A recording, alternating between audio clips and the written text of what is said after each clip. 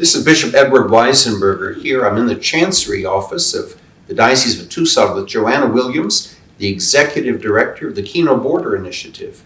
She's spoken with me a few times in the past, and I have visited KBI several times. It's a critical ministry that's coordinated between the Diocese of Tucson, the Diocese of Nogales, Sonora, Mexico, and the Jesuit Order. The three of us together sponsor it. Tell us just a few words real quick about the history and the background of the KBI. Sure. So the Kino Border Initiative, we were founded in 2008. And always from the beginning, I've had this vision of providing humanitarian assistance to migrants on the Mexican side of the border. So that's food, shelter, clothing, medical assistance. And that's mostly for people that have been expelled from the United States, but also some who have been stopped at the border. So both directions. Correct. We take care of them mostly on the Mexican side is where the comedor, the dining room is. Exactly. Okay. Now, I've felt things well up within me when I visited there of what I would call compassion, empathy, agape love. But beyond that emotion, the Catholic Church has a lot of teachings about immigration and migration. Can you speak to any of that for us? I think there's several pillars that are relevant. I would even say three main pillars that are relevant to this conversation. One is the concept of dignity. So the sense of every human being is created in the image and likeness of God. This is one of the reasons that the Catholic Church is such an ardent defender of the right to life. Because we believe that whether it's an unborn baby in the womb or it's a family at the border, that God cares for that person, that we should care for them too. Which kind of brings me to my second point, which is that the Church has a real wealth of teaching on collective and social responsibility. In fact, the USCCB, the United States Conference of Catholic Bishops, I think has issued a number of statements on that topic. And I'm actually a member currently of the Committee for Bishops for Migration and Immigration. So has any of that influenced what happens at KBI? I think it's a critical role that the Church can play because when we're rooted in that concept of dignity, but then you add that collective responsibility, it means that as a church, we really have a responsibility to be involved in politics because politics shape the experience of human beings. We don't get involved in politics just in the abstract. Right. We get involved because we care about that dignity, and that's why we fight for limits on abortion. It's also why we fight for a humane response to migrants at the border, because that's the right way for us to work together. In this actually just celebrated the Red Mass here in Tucson. It's called Red because of the Holy Spirit.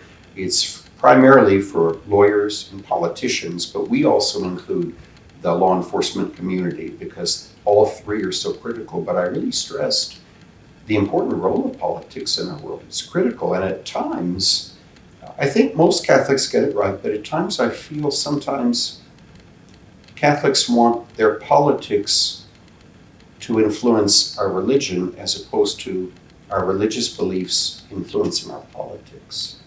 Do you ever see anything like that in your work? On a regular basis.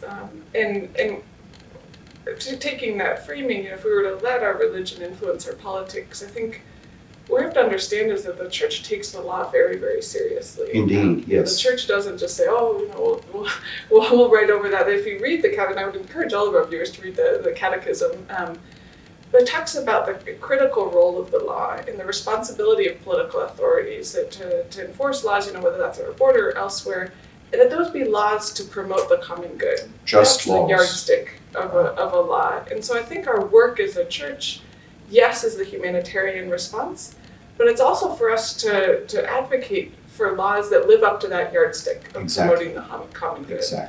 Exactly.